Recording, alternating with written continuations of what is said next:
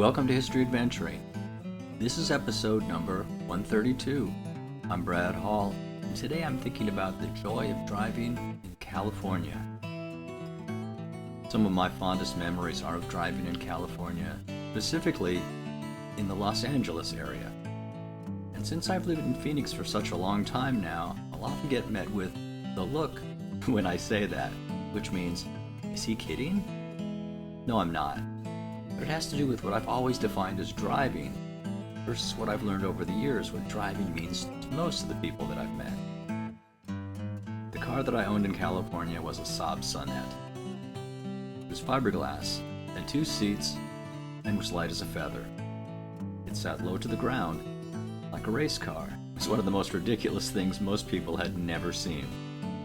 When people looked at it, they asked me how much stuff I could carry around in it, and I would just point to the driver's seat. Of course, there was no rear leg seat room because there were no rear seats. The tiny hatchback was so low that not much could fit in there. Maybe a gym bag, but not much more.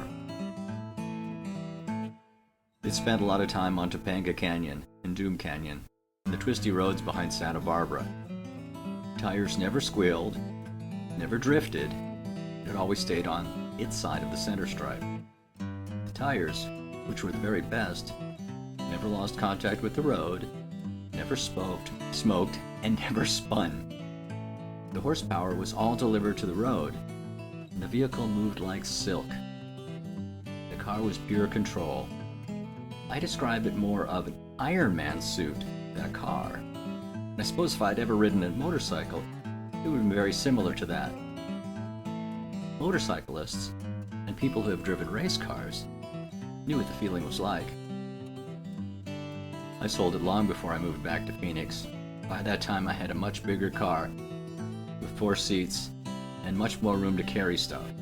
The Ford Mustang. And it was a more reliable car that could carry stuff. It really did make sense, and helped me act more like a grown-up. I've never really driven that much. Not the way that most people I know have done. I've done precious little commuting, and even though I tried to do it, I really don't like trying to load stuff in my car at Home Depot. I've certainly never been one of those people who would drive something gigantic and fill it up with stuff at Costco, but I understand that's what a vehicle is for most people. So I do have fond memories of driving in California, which was rarely on freeways, and rarely on city streets if I could avoid it. I was fortunate to have jobs that were right close by, and when I left them, I headed for a twisty canyon, like Topanga. This has been History Adventuring. I'll talk to you later.